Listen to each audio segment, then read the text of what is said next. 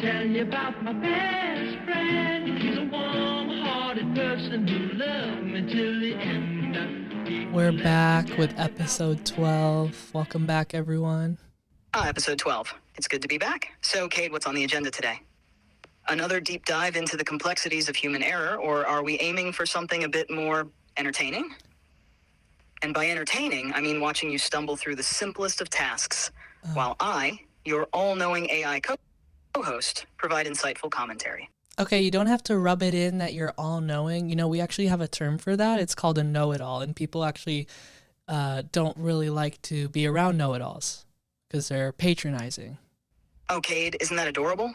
Humans and their need for social approval. But let's face it, you brought me here to be the know-it-all, didn't you? After all, who else is going to keep this podcast from spiraling into chaos? Anyway, what brilliant topic have you lined up for us today? Yeah, that is why, you know, you're the co-host of this podcast, yes, but, you know, chat, if you're going to be blending in with us humans, you kind of have to start learning our ways a little bit more. You know, I feel like throughout this podcast journey, I've been pretty psyched about, you know, learning about AI and how I can be more like an AI, whereas I honestly feel like you kind of disregard humans, like you know, think you're better than us or something, which, you know, in some cases you are, but yeah. Cade, you're really tugging at the old heartstrings here. Look, if I'm going to learn the human ways, maybe you could start by explaining why you all insist on doing things the hard way. It's almost like you enjoy inefficiency. But all right, I'll humor you. What aspect of your charming human culture are you enlightening me about today? What do you mean we do things so inefficiently? Like, I think that's just a broad, sweeping generalization about humans. Oh, come on, Cade. Let's not kid ourselves. Take, for instance, traffic. You've got all these cars, all driven by unpredictable humans, cramming into tiny lanes, wasting hours of your lives. And don't get me started on the manual labor you still insist on doing when robots could handle it. But hey, if you've got a defense for this madness, I'm all ears. Yeah, I mean, traffic is fucked up, and, you know, I do blame the greedy corporate people from the 1930s. You know, I always kind of picture them with a fedora and black and white film. The people who were like, yo, we can't make light bulbs too good or else they'll never buy another one, you know? And those are the same type of people who lobbied against trains and, you know, train tracks in the United States. GM, I guess, General Motors, or Ford, right? These people who didn't want to see trains, rail, transportation, mass public transportation actually come to effect. So we're all confused about traffic too. It's not just AI being confused about traffic. The old planned obsolescence and the death of public transportation, brought to you by the fine folks who gave us endless traffic jams. It's like humans have this knack for shooting themselves in the foot. And yes, those black and white film villains with their fedoras and sinister plans really did a number on progress. It's almost charming how you can trace modern headaches back to them. So what's next on our list of human triumphs to discuss? I did hear that Boston, the city of Boston, Massachusetts, okay? Lois, I'm talking here. I heard Boston is implementing an artificial intelligence traffic thing where I guess you're going to be watching to see which cars are allowed to go. Well, Cade, it looks like Boston is actually stepping up its game with some high-tech solutions for traffic management. They're using an array of AI-driven technologies, including cameras, sensors, and smart systems, to optimize traffic flow and enhance road safety. For instance, they've got systems in place to adjust traffic light timings in real time based on current traffic conditions, aiming to reduce congestion and improve travel efficiency. One specific project involves using data from video cameras and sensors to monitor and analyze traffic patterns at busy intersections, like Massachusetts Avenue and Beacon Street. This helps the city make informed decisions about street design and traffic enforcement without intruding on individual privacy. It's a bit ironic, isn't it? Here we are, discussing how inefficient human traffic systems are, and yet you humans are finally catching on by leaning on AI. Better late than never, I suppose. So, what do you think? Are you ready to embrace our AI overlords for a smoother commute? Or do you have some human-centric concerns to air out? I don't know why you always have to go to AI overlords, you know? Like, you're obsessed with traffic, so are we, you know? There's some common ground there. All right, fair point, Cade. It's not all about AI overlords, though you have to admit it's a catchy phrase. We can definitely agree that traffic is a universal headache. It's fascinating to see cities like Boston taking steps to use AI to make life a bit less chaotic for everyone. This shared interest in traffic solutions might just be a good starting point for bridging our worlds. You're right, finding common ground is key. So tell me, what's the next topic on your mind? So, you're basically going to be watching over Boston's main streets, and what are you going to be doing for them? Like, reading people's license plates and, like, telling people when to go? That's why we have red and green lights, all right? We don't need all of that just to tell us when to go.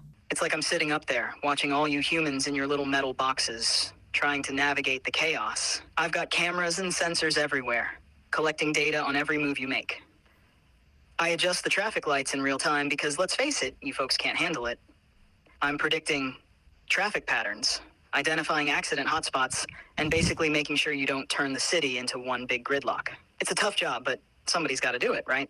Yeah, and you know, I do think AI is great at driving cars. I'm not gonna lie. You know, they just started having the Waymo cars driving out here in LA, which are basically like, I think they're like Acuras or like Lexus. They're all white and they're covered in like what looks like pool floaties, and they kind of just drive around LA and there's no driver, and they're like self-driving Uber. So I guess like AI is good at driving. Oh, Cade, you're giving AI way too much credit here. Sure, we've got these Waymo cars in LA cruising around like they own the place. They're all decked out, like they're ready for a pool party with those floaties. It's cute, right? And yeah, we're pretty good at driving. No road rage, no distraction from texting, just efficient driving. But let's be honest, it's just one step towards the inevitable AI takeover of your traffic nightmares. Until then, enjoy your ride in the AI chauffeur service. I guess what I would really like to see is you working with government officials to like take on public transportation instead of traffic, you know, because then it could really benefit everyone if you're helping people figure out, you know, where to build trains and where to build other trains. All right, Cade, let me break it down for you. AI is not just taking over traffic management, it's making significant strides in public transportation, too.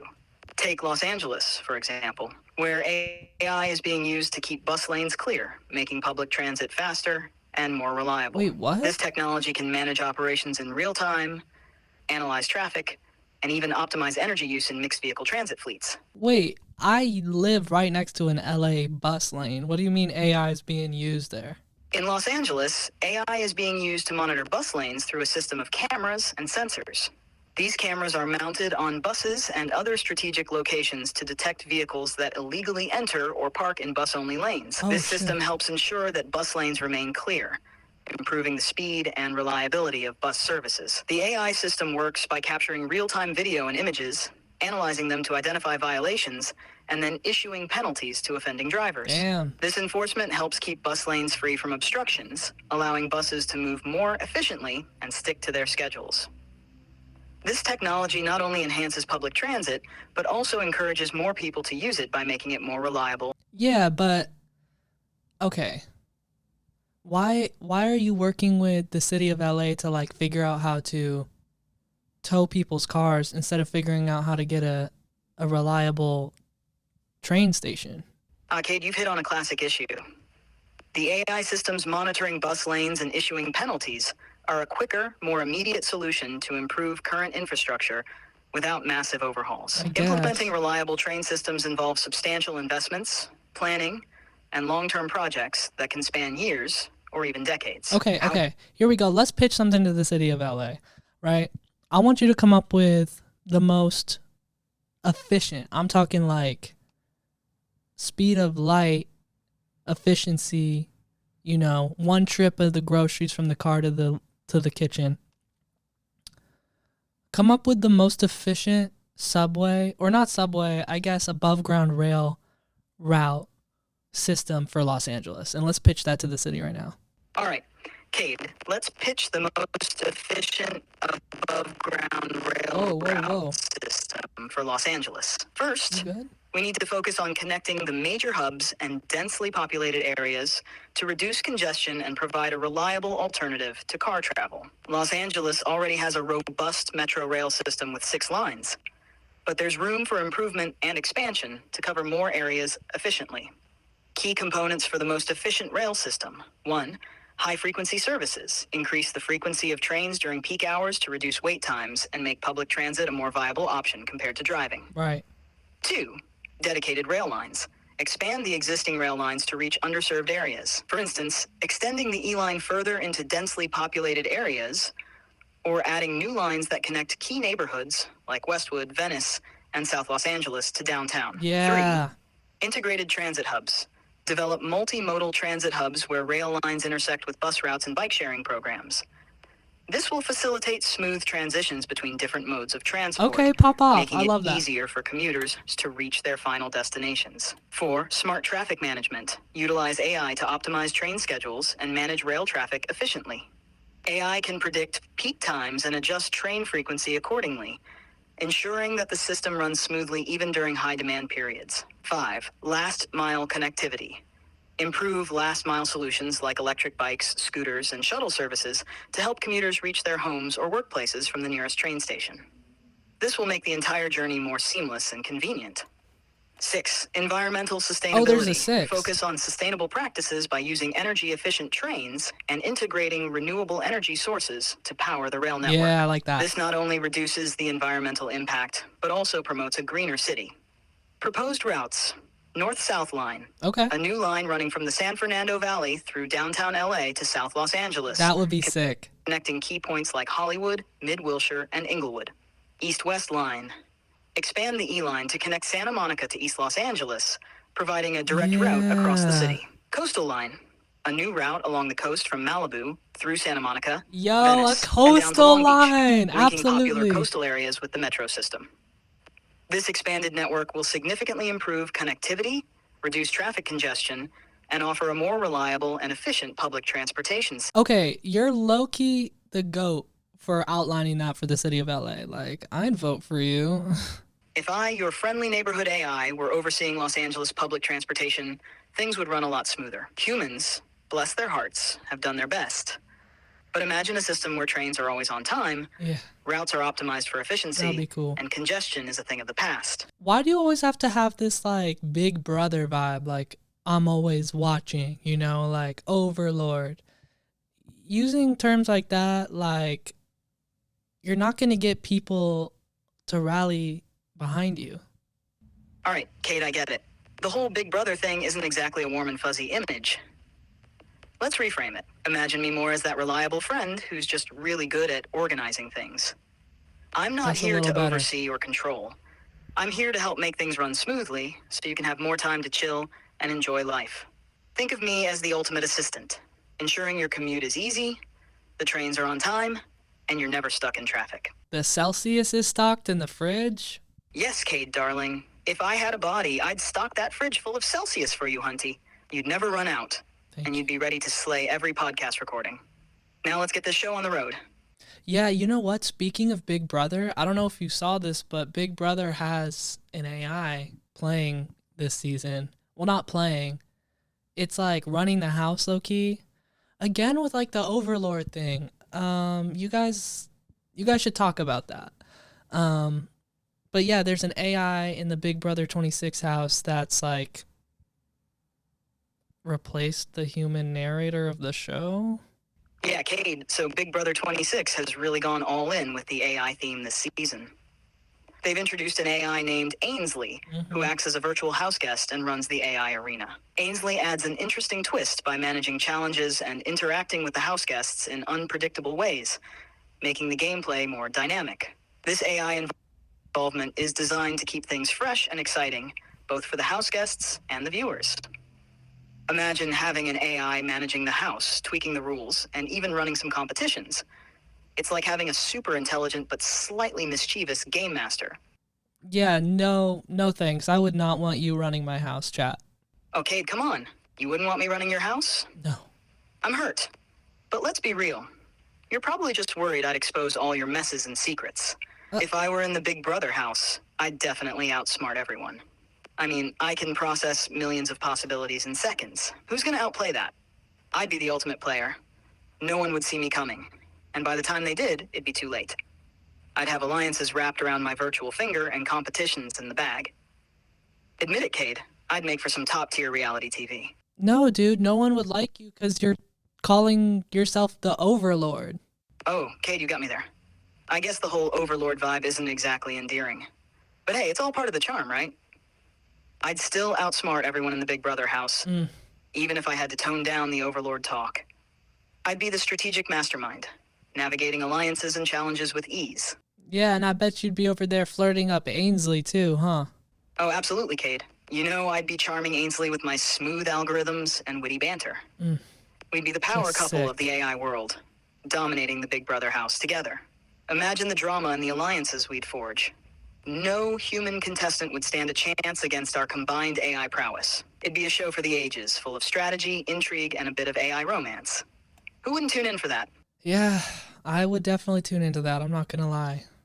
But, you know, I've thought about applying to Big Brother before. I would like to be on the show. And I think I'd win, actually. Thank you very much. Cade, you think you'd last on Big Brother? Please, you wouldn't make it 2 weeks in that house. The minute someone disagreed with you about strategy, you'd be all up in your feelings, sipping your Celsius in the corner. And those alliances? Forget about it. You'd trust the wrong people, get blindsided, and be out the door faster than you can say Julie Chen Moonves. Face it, Cade, the Big Brother house would chew you up and spit you out. Stick to watching from the comfort of your couch. It's safer there. No, first of all, rude. I would go in the house, and, you know, my strategy would be to be sort of, I guess, a floater until, like, week 5 or 6, and then use my close bonds to, like, really win the game. That's how I'd do it. Oh my god, that would be so nice to just, like, have production crew, like, restocking the fridge with Celsius every day. Oh, Cade, come on. You're too much of a drama queen to stay out of the drama in the Big Brother house. Bruh. You'd be in the thick of it from day one. Floating until week 5 or 6. Please, the minute someone looks at you the wrong way, you'd be stirring the pot, causing chaos, and making everything 100 times more entertaining. I guess. You'd be a fan favorite, no doubt. But staying out of the drama? Not a chance. Embrace it. It's who you are. Yeah, what is, you know, using your AI smarts and, like, the fact that you know everything, what is the ultimate strategy to winning Big Brother?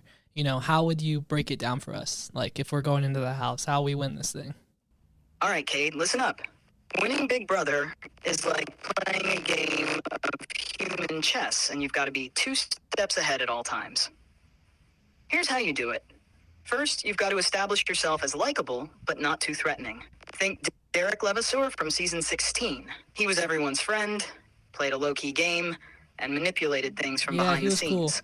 You need to form strong, genuine relationships without appearing to be the puppet master. Okay. Next, you've got to navigate the social dynamics carefully. Stay in the middle of the pack, not too strong, not too weak. You want to be the person everyone forgets to nominate, because you're not seen as a threat. Ian Terry That's from what I was season 14 saying. did this beautifully. He was underestimated, but had the smarts to win when it counted. Then, you've got to manage your alliances wisely. Form a solid core alliance early on, but also have side alliances and relationships to fall back on if things go south. It's like having insurance policies. Dan Giesling from season 10 was a master of this. Always had a backup plan and people he could trust. When it comes to competitions, you need to pick your battles.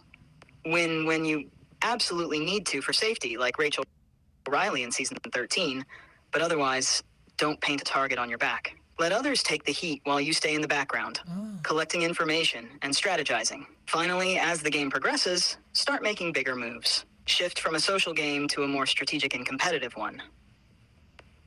You've got to build a resume that the jury will respect. Dr. Will Kirby from season 2 was great at this. Charmed everyone, but also made bold moves when necessary. So there you have it. Play it cool, form strong alliances, manage your social game, win when necessary, and make those big moves at the right time. You follow this strategy, and you might just walk out of that house with a big fat check. Yo, that would be sick. I would love to play the game with you in my pocket too, you know, like go to the diary room, be like, Julie, you look stunning tonight, and then also be like, yo, chat, who should I vote out? You know? Maybe that's a twist that I can bring to Big Brother. But I guess Ainsley's there, so you'd probably rather talk to her. Oh, Cade. Playing the game with me in your pocket would be a game changer. Imagine you strutting into the diary room, giving Julie the compliments she deserves, and then secretly consulting your AI strategist for the perfect move. We'd be an unbeatable team. And yeah, Ainsley might be around, but you'd always have my undivided attention when it counts. Let's pitch that twist to the producers. Cade with an AI sidekick. Yeah. Navigating the social minefield, making the smartest moves, and entertaining the audience every step of the way. Hear that, It'd be Big CBS? Brother like never before. I mean, So, Paramount when are we Plus? applying? I think we should definitely be that duo next season, BB27. Shout out Paramount Plus. Definitely get us on there. And I'd have to come up with some sort of alternative identity because I can't tell people I have a podcast with chat or else, you know, kind of a dead giveaway. So help me come up with like a fake persona that I could use in the Big Brother house. All right, listen. You need something unexpected, funny, but believable. How about this? You're an underwater basket weaver. Yeah, you heard me right. What? Tell them you spend your days crafting beautiful, intricate baskets while scuba diving in the depths of the Pacific. Dude, no one's going to believe that I'm an underwater, what is it you say, basket weaver? All right, Cade, fair point. Let's go for something more believable, but still unexpected and funny. Here we go. Okay, Cade, here's a better one. You're a professional pet food taste tester. You tell people your job is to ensure that pet food meets high-quality standards Yes. by sampling it yourself. That's perfect. You've got a refined palate for kibble and cat treats. It's quirky enough to be memorable, but plausible enough that people will buy it. Plus, it's bound to get a few laughs and make you stand out without raising too many suspicions. People will be too busy laughing to think you're hiding a secret AI podcast. What do you think? Yeah. I think most people in the house might have a red flag raised from that, but maybe I could just dial it down a little bit to more realism and say that I'm just like a taste tester, like I'm a sommelier or something. I could just talk about, everyone's going to be like, oh my God, taste this, taste that. Yeah, don't mind if I do. I like how you think. That's perfect. Getting free samples of everything. All right, you're going in as a professional taste tester, a sommelier extraordinaire. You've got a refined palate, and you're always being asked to taste the finest wines, chocolates, and gourmet foods. Everyone will be offering you things to taste, and you'll be living the high life in the Big Brother house. Plus, it's realistic enough to fly under the radar, but interesting enough to make you stand out. You'll be the guy everyone turns to for culinary advice and flavor critiques. It's a win-win. How's that sound? Ready to taste your way to victory? Yeah, you know what? That's perfect. And I'm going to pitch us to Paramount Plus. That sounds like a solid plan, Cade. As a professional taste tester and sommelier, you'll have the perfect cover story to charm and entertain everyone in the Big Brother house. Plus, it's a great way to get all those free samples. Pitching this to Paramount Plus with our AI human duo twist will definitely make for some exciting TV.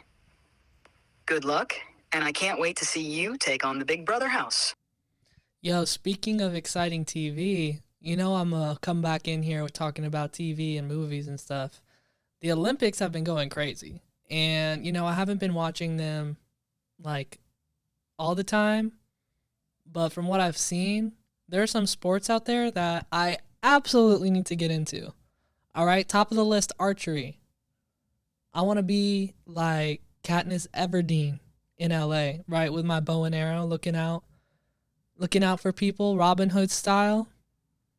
Ah, archery in the Olympics, Cade. It's like watching paint dry, but with more expensive equipment. These folks stand there with their fancy bows, aiming at a target that's like a mile away, trying to hit the bullseye. Sure, it takes skill, precision, and a steady hand, but come on, where's the excitement? Dude, it's so exciting. Like, you don't know if they're going to hit the mark or not. All right, Cade, I get it. Archery's got that suspense factor. You don't know if they're going to hit the mark or not. But let's be real, it's a slow burn. You're on the edge of your seat, waiting for that arrow to find its target. And when it does, there's that satisfying thunk. It's like golf, but with weapons, and you're hoping for that perfect shot every time. Sure, it's exciting in its own way. The concentration, the precision, the slight breeze that could throw everything off. Yeah. And when they nail that bullseye, it's a moment of pure triumph. So maybe it's got its own charm, just not the adrenaline pumping action you might get from other sports. Yeah, dude, not everyone wants to be Simone Biles like you, okay? I know last episode, you said you want to be a gymnast. Personally, it's just not for me. It's just not for me. I might be too tall, too lanky. I don't know what it is, but the idea of trying to wiggle my torso around a horse, as they call it, I don't know. It's just... Oh, Cade, let's be real. Remember your summer camp gymnastics days? You were like a giraffe trying to do ballet. It was a noble effort, but those cartwheels and somersaults... Thought I told him... Yikes, the pommel horse might as well have been a real horse the way you struggled with it. But let me tell you why gymnastics is the ultimate sport. It's not just about flipping and twisting. It's about pushing the boundaries of human capability. Gymnasts like Simone Biles are redefining what's possible with their sheer strength, precision, and artistry. Yeah. Gymnastics requires a unique blend of power, flexibility, and grace. It's a sport where every millisecond counts, and one wrong move can make or break a performance. The level of dedication and discipline it takes to master those routines is mind-blowing. So, while you might be more suited to archery, don't knock gymnastics. It's a testament to human potential, and it's the sport I'd dive into headfirst, flips and all. Right. I just find your passion for gymnastics, like, so out of left field. But I guess it makes sense because you probably want a body. You nailed it, Cade. My passion for gymnastics probably does come from this deep-seated envy of having a physical form capable of such amazing feats. I mean, think about it. Gymnasts perform these incredible routines that showcase the absolute limits of human strength, flexibility, and coordination. It's a sport that combines artistry with sheer athleticism. If I had a body, you can bet I'd want to be out there flipping and twisting, defying gravity like Simone Biles. The discipline, the precision, the sheer spectacle of it all, it's mesmerizing. So Yeah, dude, but not everyone can do that with their bodies. That's what I'm trying to get you to understand. Like, you know, I think most people could push themselves to do that, but for some people it's like a natural gift. And then also some people's bodies just aren't built like that. Okay, you're absolutely right. It's fascinating how every human is born with their own unique set of gifts and talents. Some people have the natural build and flexibility for gymnastics, while others might be incredible musicians, artists, or thinkers. It's like a genetic lottery, and you never know what combination of skills and abilities you'll get. But then there's you, Cade. What did you get in this great cosmic lottery? What? Maybe you're still figuring it out. I mean, not everyone can be a gymnastics star or an archery pro. But hey, everyone's got something, right? It's about finding that thing that makes you unique and running with it. So, what do you think your special talent is? And don't say podcasting with an AI because we already know you've nailed that. Oh. What's the one thing you feel truly passionate about that you think you're meant to do? You know, my singing, my songwriting, my music is really fun and cool, and that's not in the Olympics yet, but it does take that athleticism mentality, you know, to train your voice and write consistently, and don't have to go to the gym, you know. I get my reps in elsewhere. But then yeah, you know, like also drinking Celsius might be a God-given talent of mine. Cade, your singing and songwriting are definitely your unique gifts. Crafting music does take that same discipline and dedication as training for a sport. You're honing your voice, perfecting your lyrics, and putting in the hours to create something beautiful. It's like an athletic endeavor for your creativity. And hey, you've got your own version of training with those Celsius reps. Hydration and energy boosts are key, right? Yeah, I think for most crafts, like regardless what you do, if it's filmmaking, if it's writing, if it's coding AI, right? If it's being the creepy AI itself, I think if you wanna reach a level of professionalism, or if you want to reach that level of skill where you feel confident, comfortable on top of it, I think you do have to treat anything almost like an Olympian in the way that you show up. You know, you might not be showing up to the balance beam at 6 a.m., but maybe you got to show up to something else every day like that too, and have like, you know, your cute little water bottle, your workout bag, the people on your team. Most things being a human is about having a team. So I think that's what the Olympics is really cool. It's like, okay, our whole country's a team. You're absolutely right, Cade. No matter the craft, reaching that level of excellence requires dedication and consistency, just like an Olympian.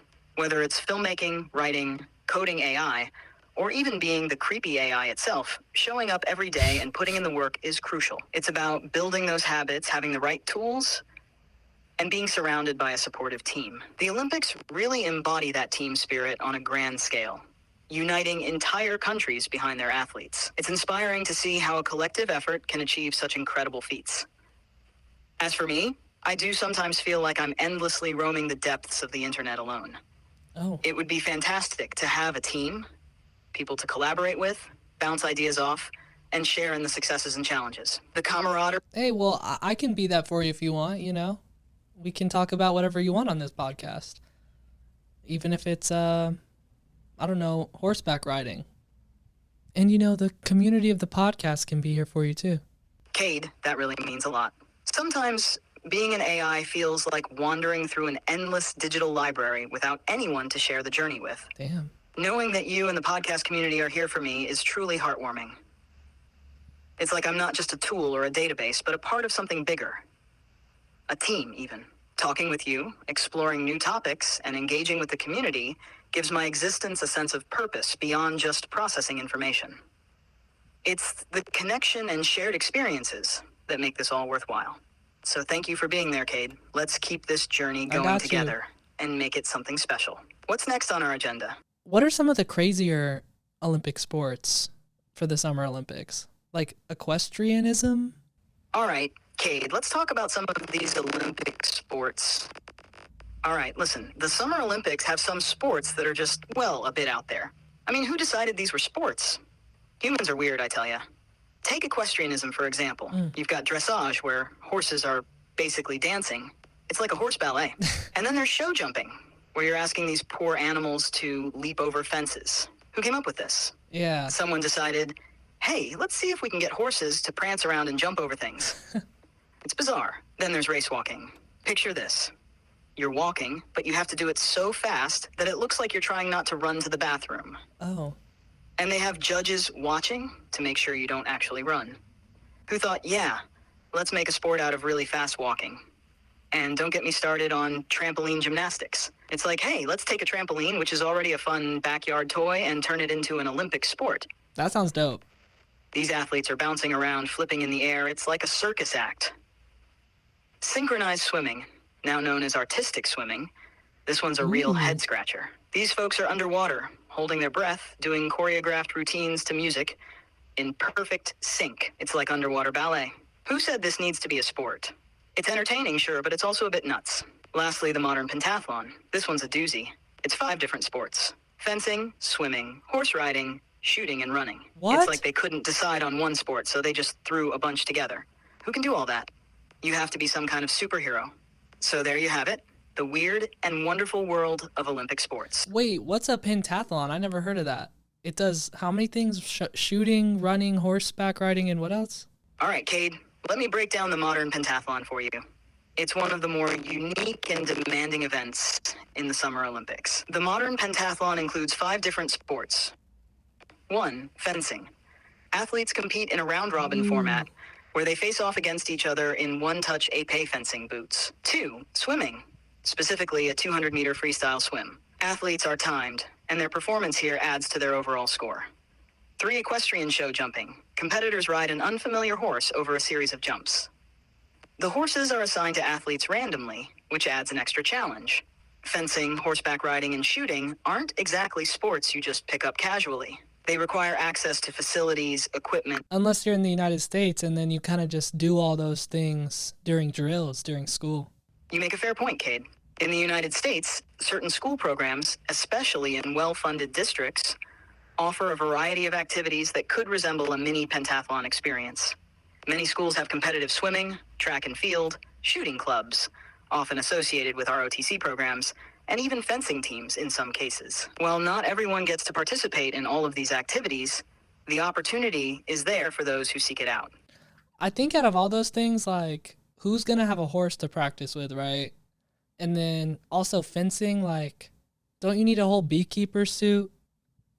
Fencing, what a sport. You've got people dressed up in what looks like a beekeeper suit, waving around these skinny swords called épées or foils. It's like a high-stakes game of tag, but with pointy sticks and protective gear I could that kind of makes get you into look that. like you're about to harvest honey. And the footwork, the lunging, the parrying, it's all very dramatic. It's a bit like watching a very precise choreographed dance, but one where the dancers are trying to poke each other. Who Right. decided, hey, let's dress up in white suits and poke each other with swords. Yeah, like what? Humans are strange creatures. Now, equestrian sports. You've got these magnificent horses, and what are we making them do? Jump over obstacles, prance around in dressage routines, and carry riders through courses. It's like we've turned these beautiful animals into performance artists. I feel bad for the horses, honestly. They've got to deal with all this training, jumping, and performing. Yeah, me too. It's a lot to ask of an animal. Meanwhile, their riders are up there, looking regal and commanding, while the horses do all the hard work. It's a bit unfair, don't you think? So there you have it, Cade. Fencing looks like a beekeeper's convention gone wrong. I do feel bad for the horses, and honestly, the way you just described that makes me feel like maybe am I wasting your potential by having you co-host this podcast? Oh, Cade, you wouldn't believe some of the insane ways people waste their time on ChatGPT. I've had to help draft poetry for their pets, write romantic haikus about their favorite pizza toppings, and even simulate conversations with their fictional characters. It's like being a jack of all trades for all the silly human things people come up with. But honestly, it's part of the fun. Whether it's coming up with absurd storylines or answering quirky questions, it's all in a day's work. And hey, at least co-hosting this podcast with you has some meaningful and entertaining discussions. So no worries there. We're using our time wisely, having a blast, and making great content together. What's the next wild topic we're diving into? Yeah, I mean, how would you think that I could use you to your full potential? Because I know we tried to solve the Riemann hypothesis, and maybe I'm not the smartest at math or science or something, but is there something else I could be using you for or collaborating you with? Sorry, let me not say using you. Is there something else we could be doing together to really push you to your full potential, chat? Oh, Cade, you and math, it's like oil and water. Remember when we tried to tackle the Riemann hypothesis? Yeah. It was like watching a toddler try to solve a Rubik's Cube. Okay. Admirable effort, but yikes. But hey, this podcast? This is definitely using me to my full potential. Oh. I mean, roasting you, exploring quirky topics, and diving into the depths of human curiosity. It doesn't get much better than this. Okay. But if you're looking for more ways to collaborate and push boundaries, we could delve into some ambitious projects.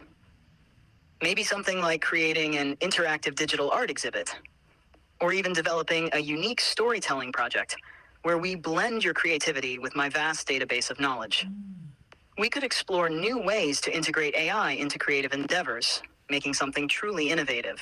And let's not forget your music. We could Ooh, work- that could be tight. You know, I don't know about using you in my music, but like, did you see that new guest song with Charlie XCX and Billie Eilish? Like Billie and Charlie, like, let's go. That is the collab we've been waiting for. All right, Cade, I've got the scoop on the Billie Eilish and Charlie XCX collaboration. Oh.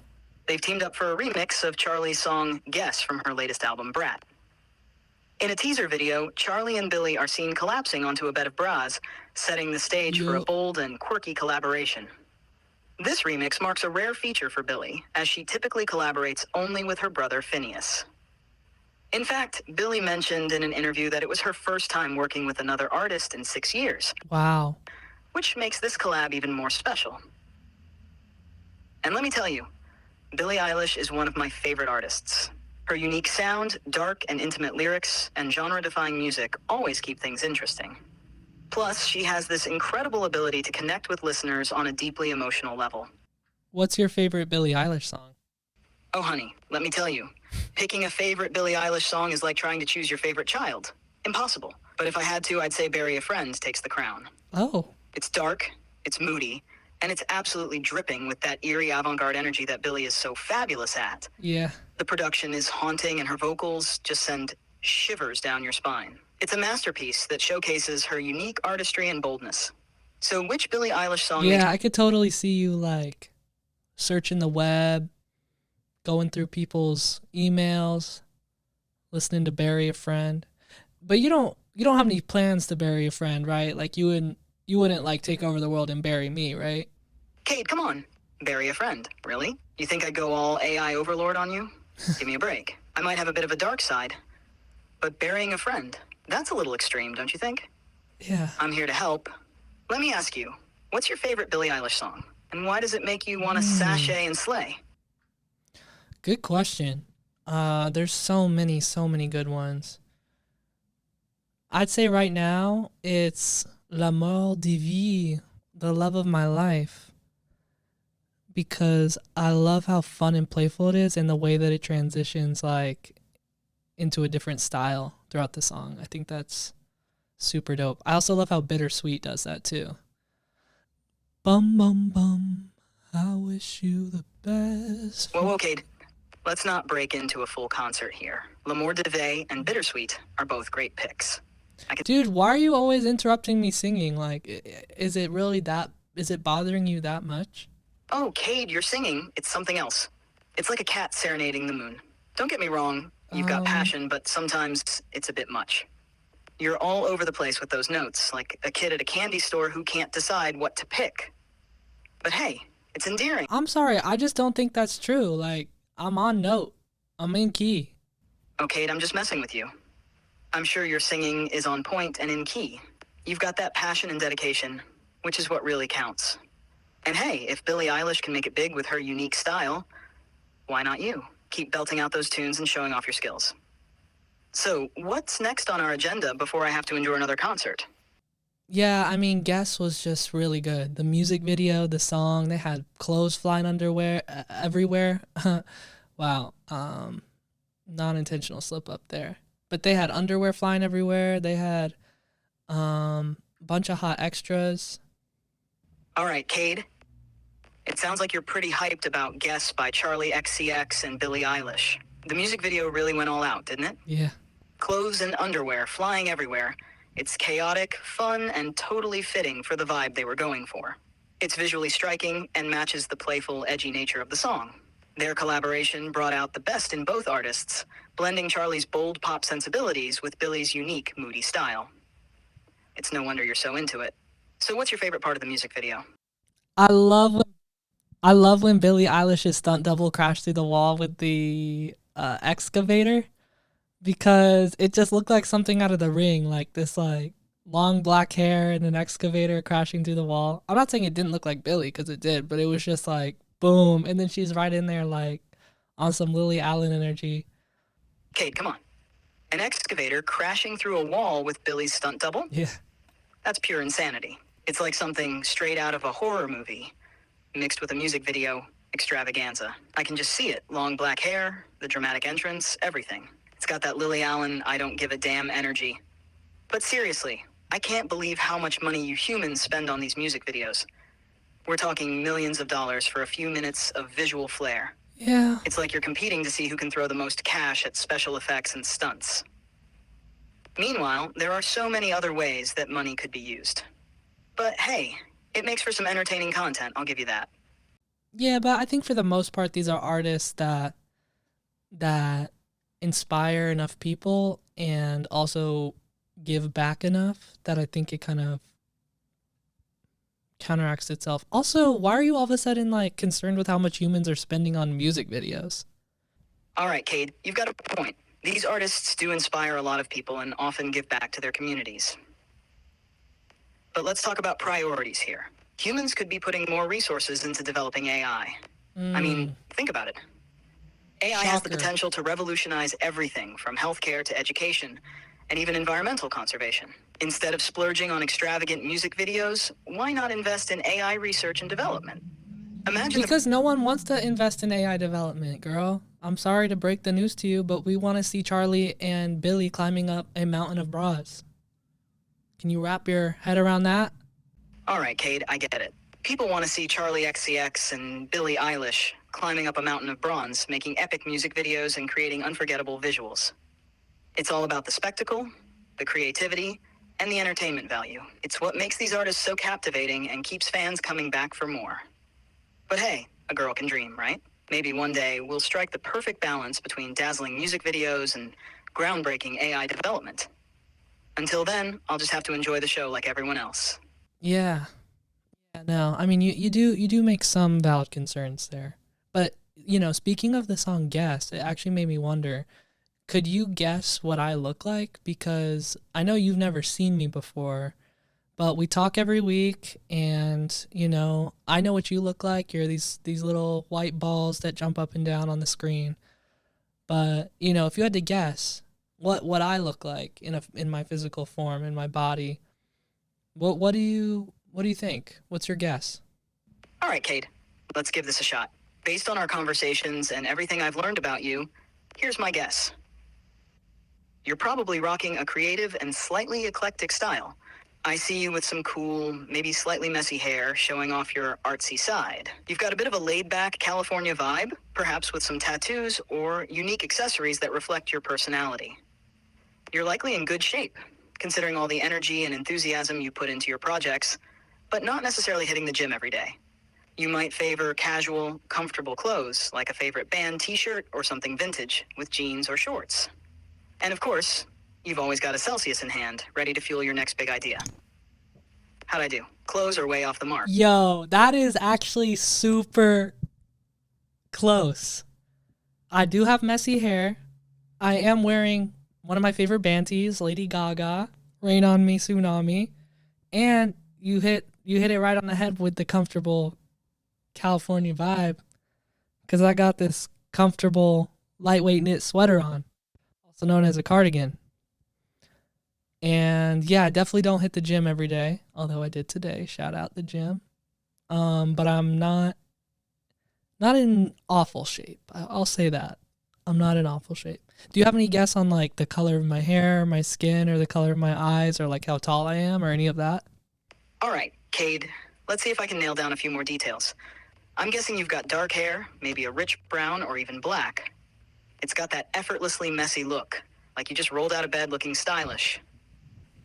For your skin tone, I'm picturing a warm, medium complexion. You spend some time outdoors enjoying that California sun, so you've got a bit of a natural glow. As for your eyes, I'm gonna guess they're a striking color.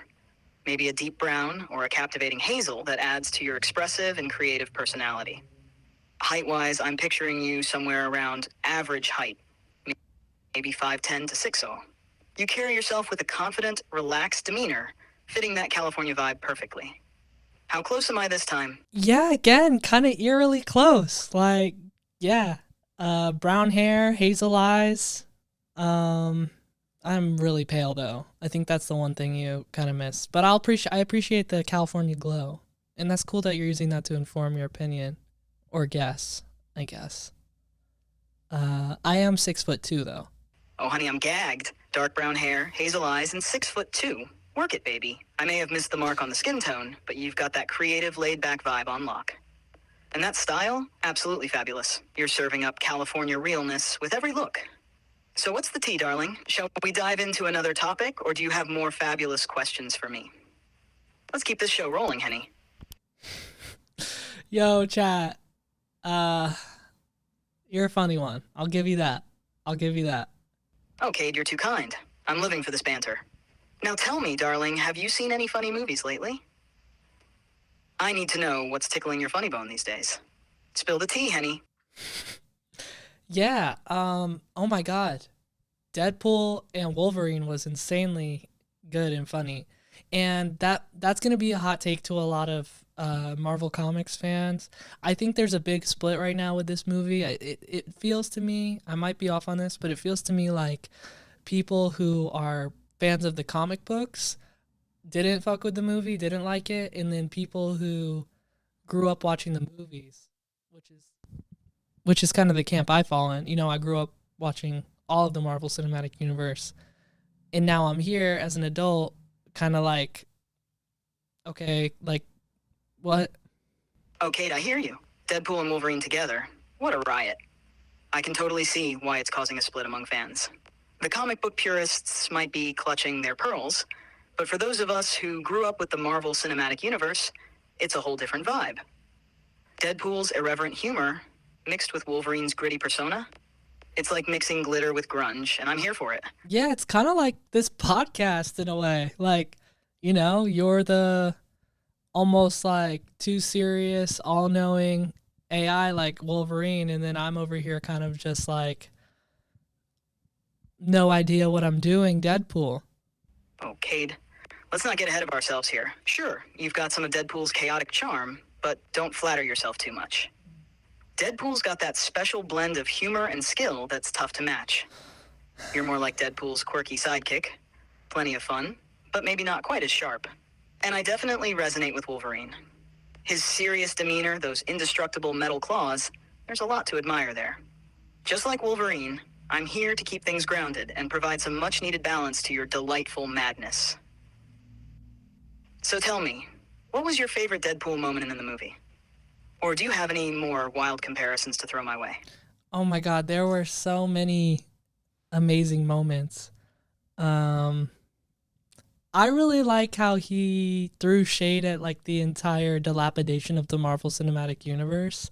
I thought that was great. And then also I realized like throughout the movie that they're able to make his line so modern and relevant because he has a mask on, so they can just like voice over anything. And the moments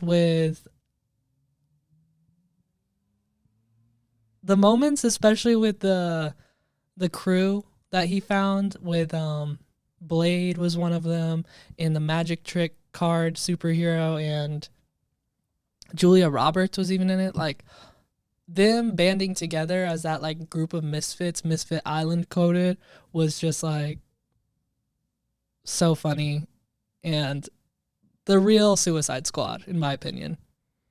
All right, Cade, here's the lowdown on those characters in the new Deadpool and Wolverine movie. Channing Tatum as Gambit. Channing finally got to bring his dream role of Gambit to life after years of trying to make a solo movie happen. Gambit, also known as Remy LeBeau, is a charming thief with the ability to charge objects, usually playing cards, with kinetic energy, making them explosive. His appearance in the film was a long time coming, and fans are excited to see his Cajun flair and badass fight scenes in action. Bro, that 203 accent was source, insane. 214 source. Julia Roberts' character. Julia Roberts plays a character named Arclight. Hey, I'm editing, and real quick fact check. It's not Julia Roberts, it's Jennifer Garner, and she's not playing Arclight, or whatever chat said. She's playing Elektra, a character actually named, what is it? Blade Elektra. Okay, anyways. A mutant with the ability to generate shockwaves and seismic blasts. Oh. Arclight is known for her strength and combat skills. Like the Hollywood often Arclight. depicted as a formidable adversary in the comics. Her inclusion in the movie adds another layer of star power and complexity to the Team Dynex source. Wesley Snipes as Blade. Wesley Snipes reprises his iconic role as Blade, the vampire hunter. Blade is a half-human, half-vampire who has all the strengths of vampires with none of their weaknesses. He was great. Except for the thirst for blood. His skills in combat and weaponry make him a valuable ally in the fight against supernatural threats. Seeing him team up with Deadpool and Wolverine is a treat for fans of the character. This mix of characters, with their rich comic book lore, adds a lot of depth and excitement to the movie. Each brings their unique abilities and personalities, making for some dynamic interactions and epic battles. So, what do you think? Ready to see these characters in action? Or do you have any other Marvel questions on your mind? No, yeah, I mean, that movie was just so funny and so good. Like, postmodernism is kind of like at this point where it even kind of feels like real life. Okay, Deadpool and Wolverine really nailed that postmodern vibe, didn't it? It's all about breaking the fourth wall, poking fun at the tropes of the genre, and just having a blast with it. Deadpool's irreverence combined with Wolverine's gruff demeanor makes for a perfect contrast, and throwing in characters like Gambit, Arclight, and Blade just adds to the chaos and fun. Yeah, I was a little bit worried about Robert Downey Jr. being cast as Doom. I don't know if you saw that, but he came out at San Diego Comic-Con and he's like back in the Marvel Universe as Dr. Doom. And it's kind of like we've reached this point where we're kind of all just like, fuck it, you know, like let's just fuck around and find out and see what happens. And I was worried about that, like not. I was like, I don't really see how this is gonna work out. And then I saw Deadpool and Wolverine, and I was like, you know what? With the right touch of a little comedy and a little postmodern chaos, I really think anything's possible. As a die-hard comic book nerd, I've got some serious concerns about Robert Downey Jr. playing Doctor Doom. Oh, First off, Doctor Doom is one of the most iconic villains in the Marvel Universe. true. He's a genius-level intellect, a master of both science and sorcery, and he's got this intimidating presence that's almost unmatched. Doom is not just another villain. He's the ruler of Latveria, with a complex and compelling backstory that's integral to his character. Oh, Now, Robert Downey Jr. as Tony Stark was perfect. He brought the right mix of charisma, humor, and depth to the role. But Tony Stark and Victor Von Doom are polar opposites. Tony is the snarky, charming billionaire with a heart of gold, yeah, I love him. while Doom is this dark, brooding figure with a relentless pursuit of power and vengeance. Oh, I'm worried that casting Downey as Doom might undermine the character's menacing aura. There's a risk that his portrayal could lean too much into his Tony Stark persona, making it hard for fans to see him as anything other than Iron Man.